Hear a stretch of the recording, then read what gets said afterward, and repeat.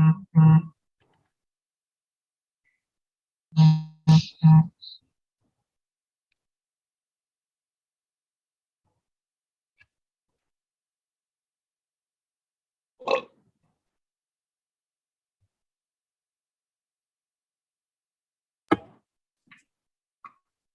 afternoon, everyone. Good afternoon. We'll start with the 18th Annual General Meeting of Caclom AGM India Limited. A very good afternoon to the members, Board of Directors, Management Personnel, Auditor and Scrutinizer. I, Rachna Goria, Company Secretary of Caclom AGM India Limited, attending this meeting from Delhi. Welcome you all to the 18th Annual General Meeting of the company, being held through video conferencing, facilitated by National Securities Depository Limited. I hope you all and your loved ones are safe and healthy and also fully vaccinated. This meeting is held through video conferencing in compliance with the circulars issued by the Ministry of Corporate Affairs, Government of India. The members attending this annual general meeting through video conferencing facility are counted for the purposes of reckoning the quorum. Pursuant to the Articles of Association of the company, since there is no chairman, the members present will elect amongst themselves one member who shall act as the chairman of the meeting. Accordingly, any member present may propose the name of other member to be elected as the chairman of the meeting. Hello. I would like to propose the name of Mr. Davendra Tukeja to be elected as the chairman of the meeting. I second it. Thank you. Thank you, Mr. Dhar. I support it. We have Insta poll facility through which all the members present can vote. The Insta poll facility will be open for about 10 minutes and all the members are requested to please vote. Upon completion of Insta poll, Mr. Vikas Gera, the scrutinizer, will declare the results. So we'll just have voting for 10 minutes for the members. Abhishek? Yeah. You all can please vote.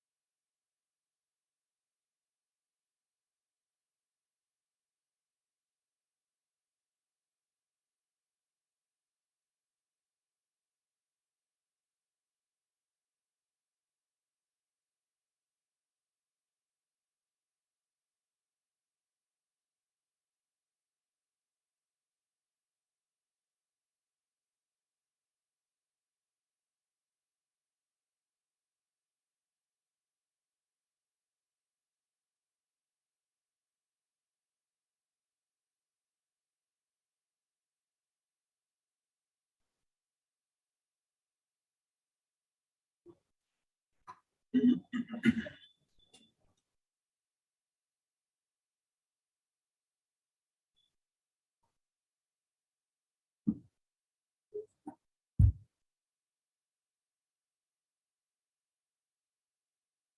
very good afternoon to all of you. As per information provided to me by NSDL, we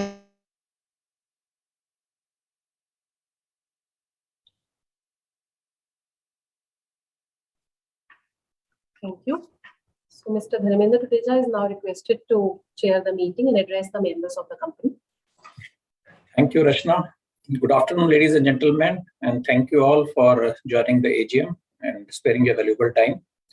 I welcome you all, my fellow members on the board, the management personnel, auditors, and scrutinizers to the 18th General AGM of Caclom, which is being convened electronically through video conferencing mode.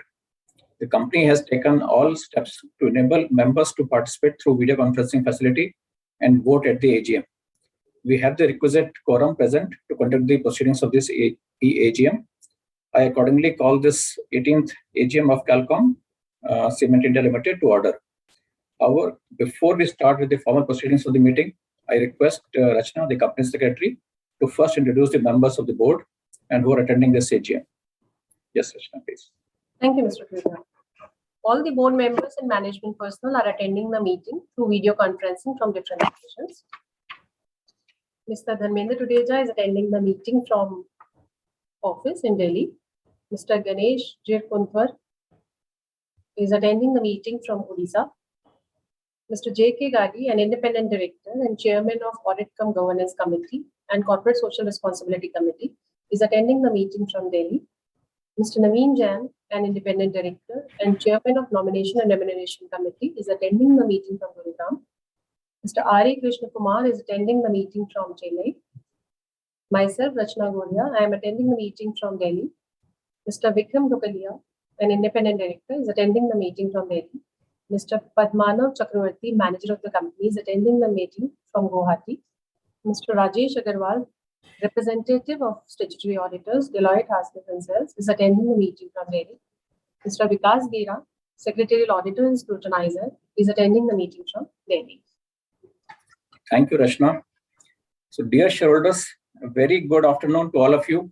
It gives me great pleasure to welcome you to the 18th AGM of Caclom Cement India Limited. Before I talk about the company performance, let me briefly share my thoughts on the macroeconomic factors which are affecting the cement industry and the economy in general. At the beginning of financial year 21-22, the second wave of COVID, which was the Delta variant, had major casualties, particularly in India, and it had a destabilizing effect on the trade and commerce. Thankfully, the economy is emerging from those challenges and is on recovery path. The government particularly has been supportive of the economic growth through their progressive policies and budgetary allocations for infrastructural investments, including roads and entire logistics ecosystem, promoting affordable housing and increasing rural income opportunities. However, there have also been headwinds caused by geopolitical tensions triggered by Russia's war on Ukraine and the consequential impacts in the form of steep increases in energy prices and inflation globally. Central banks in most of the countries are increasing interest rates to be able to arrest inflation, which in turn is bringing the risks of economic slowdown, and economic uncertainties at macro level remain very high. The cement industry in India had a difficult time in financial year 22 in terms of not being able to pass on fully the cost of the increases in the energy prices, etc., to the customers. Notwithstanding these short-term headwinds, the cement sector is poised for strong growth as closely into the Indian economic growth story. The recent transaction of Adani's acquiring Holcim's India assets and interest of all leading players for such assets shows the confidence and optimism of business leaders on the prospects of the cement sector in India. Now let me move to the company's performance. The company manufactured 1.51 million tons of cement in the financial year 22, registering an increase of 21% over production in the previous year. The cement sales were 1.57 million tons in financial year 22, again registering an increase of 16.6% over sales in the previous year. As already mentioned in the director's report, your company on a consolidated basis recorded revenue from operations of rupees 1,159 crores in the financial year 21-22, registering a growth of 18% over previous year's revenue. The EBITDA stood at rupees 367 crores in the financial year 21-22, registering a growth of 10% over previous years, despite various cost inflation factors prevailing during the year. During financial year 21-22, the company earned net profit after tax of rupees 122.5 crores as compared to the profit of 52.3 crores earned in financial year 2021. This showed increase of 134%. The company's capacity enhancement projects are progressing well and as per schedule. The enhancement of kiln capacity, including calciner height and cooler, having investment of rupees 60 crores, is to be commissioned during financial year 22-23. This will increase the clinker production capacity from 1.1 million tons per annum to 1.4 million tons per annum. Likewise, roller press, having an investment of rupees 188 crores, is to be commissioned by end of this year. This will also increase the cement production capacity from 1.7 million tons per annum to 2.9 million tons per annum. The limestone extraction from new mines at Umrangshu has already begun in February 22. As a part of company's initiative to maximize use of renewable sources of energy and alternate sources of energy, the company's projects for installation of waste heat recovery system unit of 8 megawatt with investment of rupees 108 crores and 20 megawatt solar plant having investment of rupees 97 crores are also progressing well as per schedule. So on behalf of your company's board,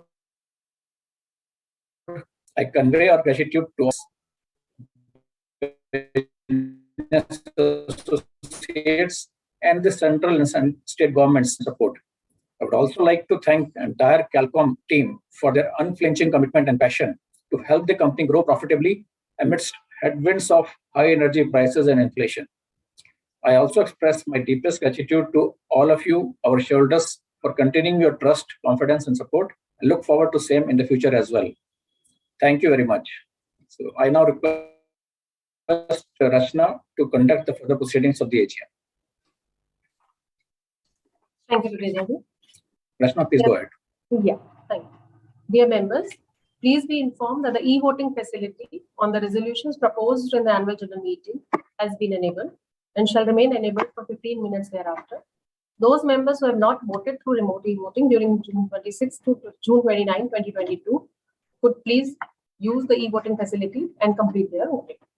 Mr. Vikas Gera, Practicing Company Secretary, has been appointed by the Board of Directors as scrutinizer to ensure that the e-voting process is conducted in a fair and transparent manner and to scrutinize the votes cast by members through remote e-voting and e-voting during the meeting. All documents and registers referred to in the notice of the annual general meeting and required under the Companies Act 2013, including inter alia, register of directors, key managerial personnel and their shareholding, and register of loans, are available electronically for inspection by members. As the annual general meeting is being held through video conference, the facility for appointment of proxies by members is not available. Members are requested to refer to the instructions provided in the notice appearing on the video conference page for a seamless participation through video conference. In case members face any difficulty, they may reach out on the helpline. As the notice of annual general meeting has already been circulated to all the members, with the permission of chair, we would like to take the same as read. I agree. Thank you. With the permission of chair, we will now take up the items as set forth in the notice of this annual general meeting in seriatim. Please go ahead. The ordinary business set out in the AGM notice pertains to 3 items. Item number 1 is to consider and adopt audited standalone and consolidated financial statements of the company for the financial year ended March 31st, 2022, and the reports of the auditors and directors thereon. The financial statements and the reports of the auditors and directors thereon have already been circulated to all the members. There is no qualification, reservation, or adverse remark in the statutory auditor's report of Deloitte Haskins and Sells, the statutory auditors, on the financial statements. The notes on financial statements referred to in the auditor's report are self-explanatory and do not call for any comments and explanation. The auditors have not reported any matter under section 143. Further, no matter.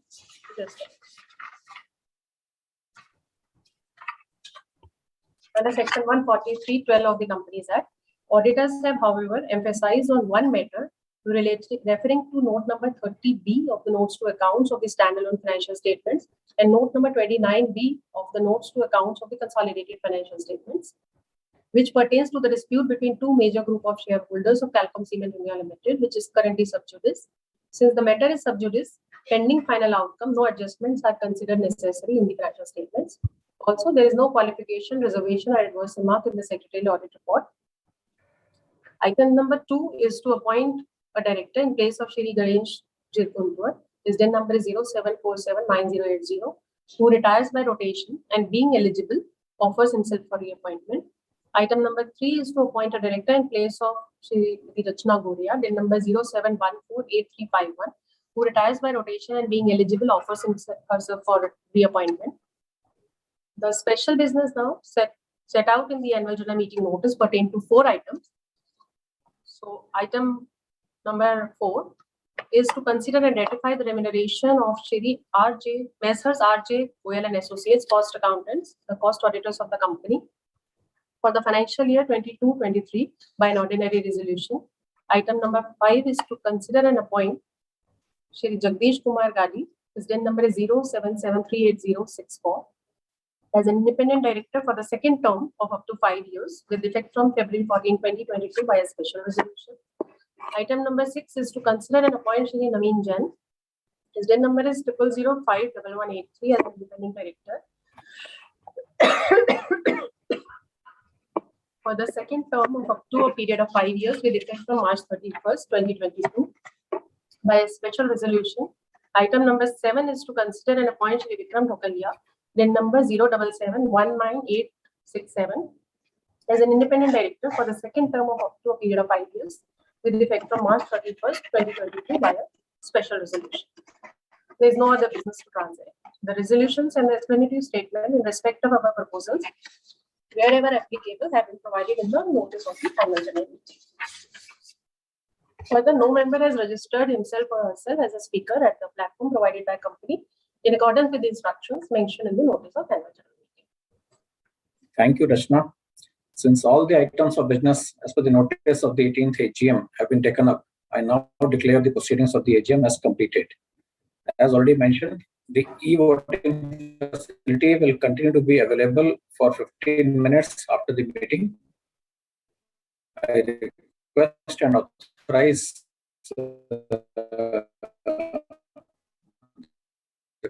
the secretary to declare the results by placing a notice board of the company at the earliest and not later than Saturday, 2nd July. On behalf of the board directors and management of Caclom Cement India Limited, I convey my sincere thanks to all the members for attending and participating in this meeting. Stay healthy and safe. Thank you very much. I shall do that today, Raji. Thank you all for attending the meeting. And I hereby give a vote of thanks to the chair. And on behalf of the Caclom Cement India Limited and on my own behalf, thank you to the chairman, the board of directors, auditors, scrutinizer, and the valuable members of the company for making this EGM a success and extending your full support. Thank you once again. Thank you. Thank Thank you, Rachna. Thank you, Tuteja ji. you. Thank you. Thank you.